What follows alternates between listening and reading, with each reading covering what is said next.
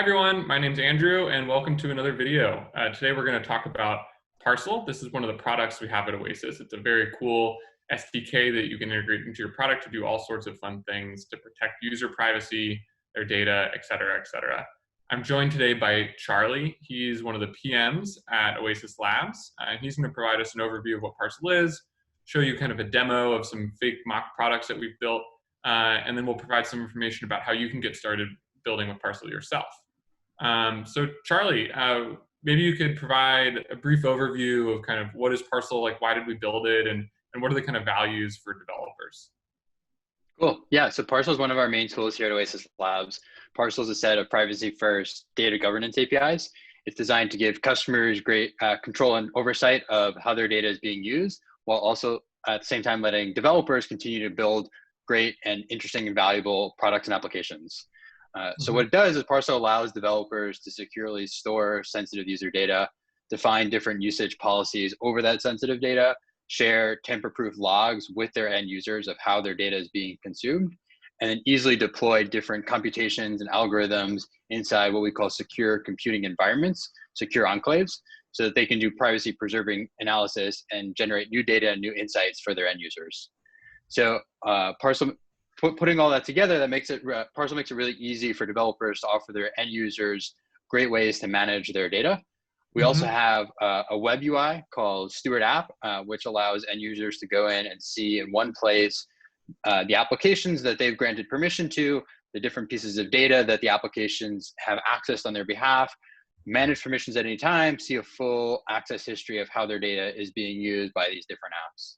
Yeah. And what's really exciting about Parcel is that it allows businesses, like I said, to give their users great control over their data and tackle, one of the most, I would say, challenging issues of our time in building products today, of providing strong privacy guarantees, while also still at the same time being able to build great services, not necessarily compromising on the utility of their products. Yeah, I mean, I think that's a really challenging trade-off. I think a lot of times we think that, in order to make things easier to use, or in order to provide the utility that we want to provide to our customers, that we'll have to sacrifice on privacy, or that they have to at least trust us to protect their privacy. And what's really exciting about Parcel is we can kind of remove that trade-off in a lot of ways, and we can give customers much stronger privacy guarantees that are programmatic and really defined and set, by the code, by the technology itself.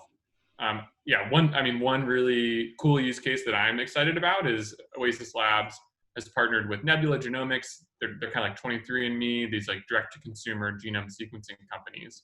But what's different about Nebula is they're really focusing on privacy. And so they've used Parcel to give their customers complete ownership and control of that genome data. So they can manage how it's used. They can log into the Steward app, like you mentioned, and agree to certain usage policies that then Nebula has to adhere to if they want to analyze their data. And Nebula is a fantastic company that is very privacy focused, but with Parcel, their customers get the strongest guarantees that Nebula is not going to go sell that really valuable data to a pharmaceutical company or to to other healthcare companies, which is something we've seen other genome sequencing companies do. So yeah, anyway, you guys can visit our blog and read about that use case. It's a really cool one. But let's dive into Parcel, kind of look at some demos and kind of learn more about how to use this SDK. So Charlie, what are we gonna see today in this demo? Yeah, I'm super excited about Nebula also. Our demo today won't quite be as cool as privacy-first genome sequencing, but hopefully it'll be a really great way. Hopefully it'll be a really great way for developers to get a sense of all the different building blocks of Parcel and hit the ground running, understand how to use it, and all the cool things that they want to build. So what we're going to do to show that is we're going to use an example app that we call BlockCred. And so BlockCred imagines how you can do credit scoring based on financial data in a way that, like we said, is privacy preserving. So the BlockCred app will have sort of three main parts. We'll have a mock UI for the app that'll allow users to sign up for BlockCred and then link their BlockCred accounts to their Oasis Steward accounts so that they can manage all their data. The second part of the example will then have us as developers uploading this financial data on behalf of these users. And then the third part is we'll actually run a computation to generate this mock credit score through these secure environments in a privacy preserving way. Super cool. Yeah. Awesome. Yeah. Okay, cool. Let's get started with account linking. Maybe Charlie, you can pull up your screen and we can dive into that. On the top left, we're going to have what our end users will see when they go to use our awesome BlockCred app. On the bottom left here, I've got, of course, my terminal, and on the right side, I've got my code. So like I said, part one here is account linking. So we're in the phase of the journey here for our customers of BlockCred where they've created their BlockCred accounts, they're excited to get started, and they now need to link their accounts to Oasis. So we've got a simple server going here. We've hit the screen in the BlockCred app that says, hey, look, we take data privacy really seriously. We want you to create Oasis steward accounts so that you can be full owners of your data and see transparently everything that us, BlockCred, is doing with your data. And so, obviously this would be like, you could design this or build it however you wanted it to be, right? I mean, this is this front end, like in Nebula's use case, this is their kind of existing flow that they already have for sequencing genomes, and they've integrated Parcel into that. Yeah, so I am not the world's best UI artist here, so this is pretty simple. But yeah, you'd imagine this looks like whatever you want your application to look like, and it lives within your onboarding screens, or like perhaps in an account setting screens for users that have already signed up for your app. And so what users will do here is they'll click Get Started with Oasis, and that'll dump them off to our app. And so how this works behind the scenes is if we switch over to the right side here, we've got the obviously HTML code behind that landing page. And then if we zoom in here on the last set of lines here, this is really where the magic happens. We're kicking off what's called an account linking flow. And so account linking at Oasis is built on top of OAuth 2 and leveraging the OpenID Connect standard, which is like a simple way to exchange identity information leveraging OAuth 2. So we use an open source library for it. There's plenty. The one we use is up here. You can see it in our public repo of this full example. There's plenty of great OAuth 2 libraries that you can use. And it happens in two main parts. So the first part here is we create what's called the sign-in request, and that kicks off the first step of the OAuth 2 OpenID Connect flow here. And behind the scenes here, if we dig a little bit deeper into the JS code, you'll see the actual configs that we're using. And again, this is all in our repo and in our documentation. So it's, don't worry too much about the specifics, but this uses our auth server here. It kicks off what we call the code response type with the scope OpenID, uses our client ID that we've registered in the Oasis Parcel developer portal, and then passes in a redirect URL for our local server here. Got it. And what's key here really is, I would say, the OpenID scope, and that's basically saying to Oasis, hey, my application wants access to users' identity address. And so identity address is a fancy Oasis way of saying a user ID or a user identifier for users in our system, so that you as a developer can link your users in your system to users in our system. Got it. So we've kicked off the first part of the flow here. And so on the left side of the switch back here, we'll click share. And you see here, like I said, this generates, based on that scope, it says BlockCred wants access to your Oasis identity address. And so I'm signing up for BlockCred. I think this is awesome. So I'm going to click share and continue. This redirects back to the BlockCred app, and we hop over here to the callback URL where we process this. And so it happens in two stages. We get back first an access token, and then we exchange that access token for the access code. We exchange the access code for the final ID token. It's the ID token that'll then contain that user identity address that I talked about. So again, we use the OIDC client here to help us process, manages a lot of the heavy lifting behind the scenes with OAuth 2. We pull out the ID token, we decode it, it's going to be in a JWT, and then we get back here the ID token. And that's, like I said, it's an identifier for the user. We would highly recommend that developers save that to wherever they're keeping track of information about their users, so that they can then later on upload data on their behalf, pull data back on their behalf, run computations, and know who might be able to map users in their system to users in our system. Got it. And then the last part here of the account linking flow is, once you've got the ID address back together and you've linked the accounts, is you can then send your users off to our consent or permission screen to then ask for more detailed permissions. And this is where developers specify exactly what their application is going to be doing with different pieces of user data, and give users that ability, that power to say, I'm allowing this, I understand how my data is being used, and it's okay with me. So submitting their permission. So here we see that, Acme Co, in order to power the BlockCred app, wants to be able to analyze my bank statements in order to measure my creditworthiness. If I click yes, here I can see the consequences of what that means. I'll get back, of course, credit score. And then if I say no, I know I won't be able to get a credit score. So this sounds great. I want to be able to use this app. So I'll say yes, and I'll hit confirm.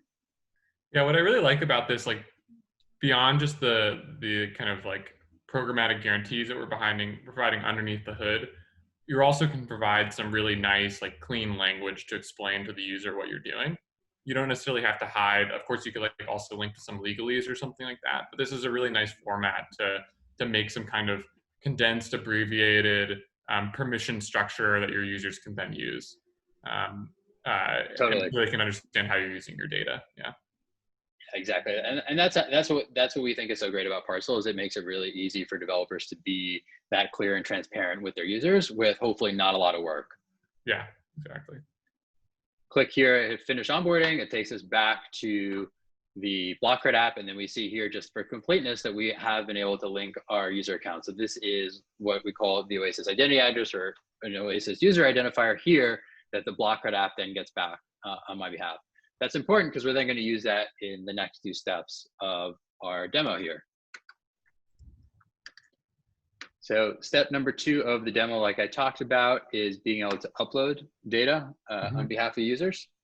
And so the piece of data that we'll upload, I'll pull it up here so you guys can see, is bank data, financial data that we'll use to run the credit score. So using a very simplified example here, we've got an array of balance values over time. So these are the different, these are the values in this user's bank account over the last few days. We have it hard coded here. We're going to upload it from the command line, but you can imagine that in practice, you might perhaps be pulling this from a different API. Perhaps you've integrated with Plaid to pull it from their bank account, or you're integrated directly with a financial institution's APIs. And then this is all happening, in reality, probably in a Lambda or Google Cloud Function, or in, an Express server that you're running, and you're pulling in the Oasis SDK on the fly as you're pulling in this data to then store it back to Oasis. So what do we do with this? We upload it. So it should be pretty simple. Like I said, we want to make this really easy for developers to be great stewards of their users' data.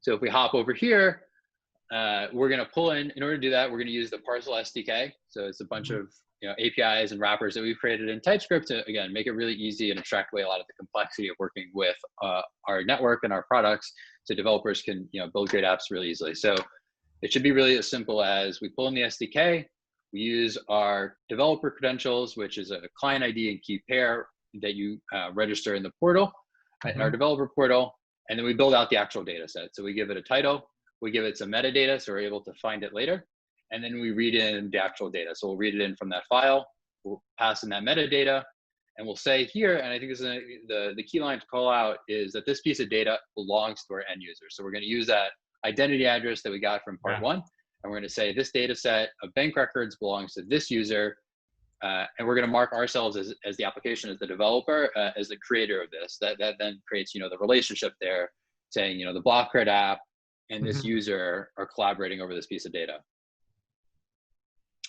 And if it succeeds, we should see back, I'm going to kick it off over here. We should see back in the terminal a address for the data set. And I'll explain in just a second what that means. So let me start this off here. I'll kick off the upload script. Oops. I'm going to make sure I copy in the user identity. I'm going to copy it here, but you'd imagine you could also pull it in programmatically as you've completed user linking. And I'm going to start uploading the data set. And like I said, if this succeeds, you'll get back what we call an address for the data set. So we have an address for our user, and we have an address for our data set.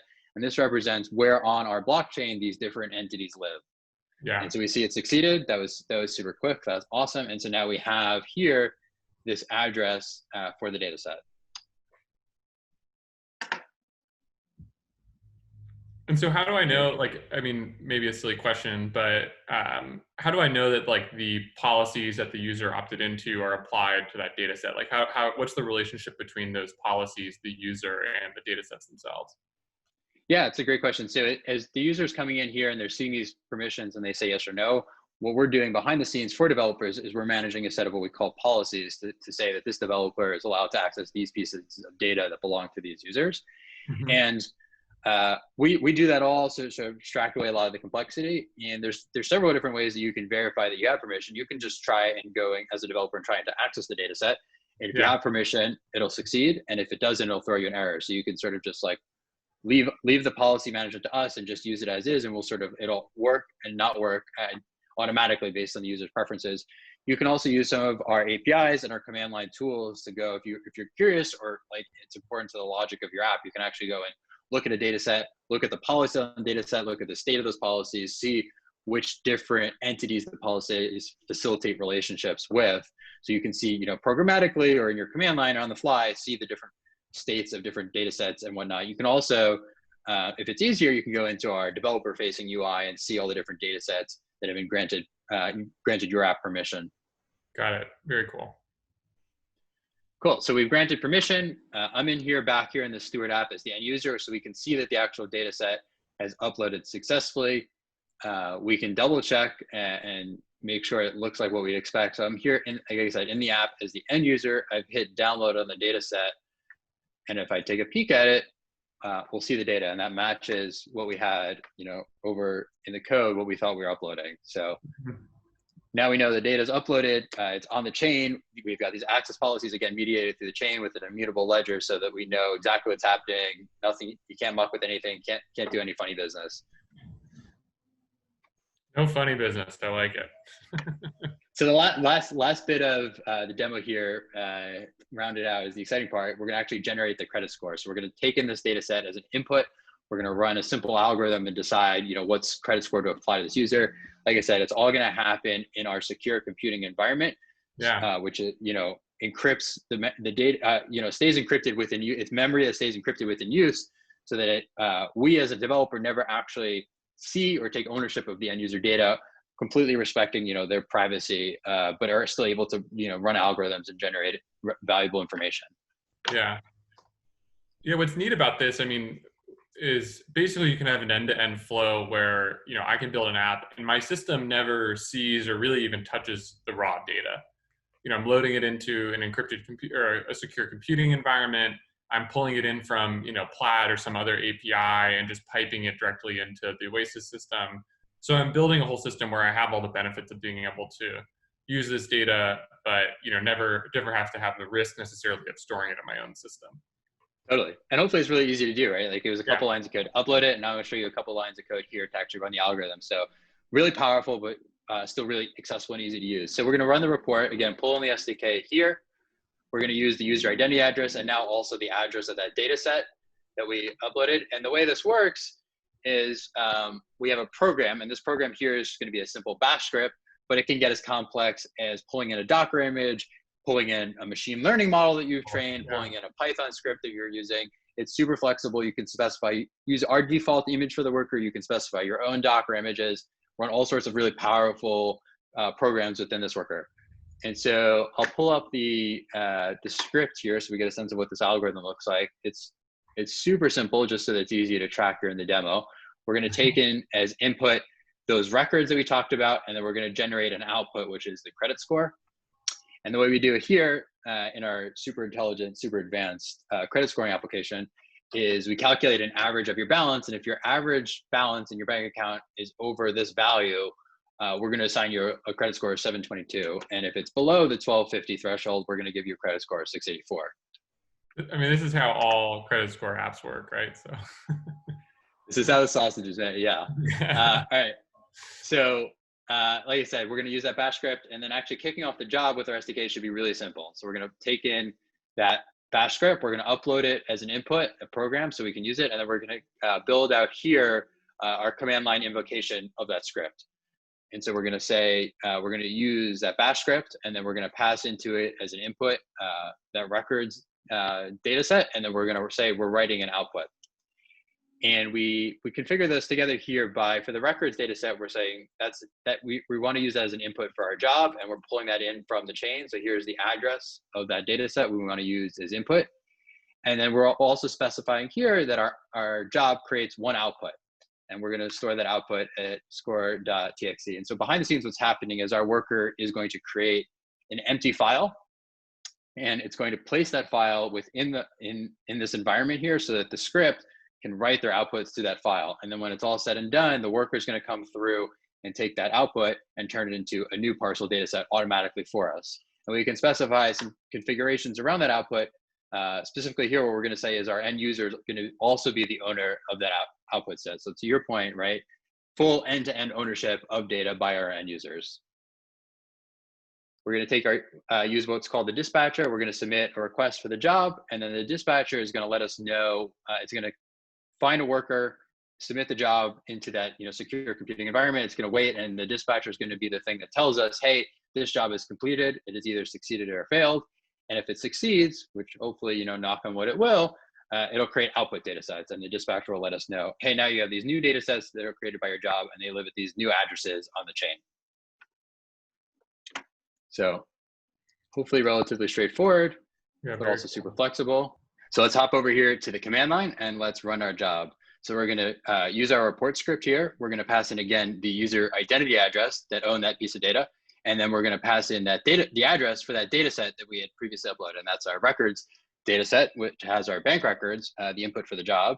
And so I'm going to run this. And so what's happening behind the scenes is that I've used my TypeScript code over here to request a job. It's gone off to the dispatcher. The dispatcher has taken in our different request parameters, and then the dispatcher is going to then dispatch that job to an available worker. The worker will take in the input data sets into our secure computing environments, decrypt them within the secure environment, bring in our program, run our analysis, and then generate our output data set.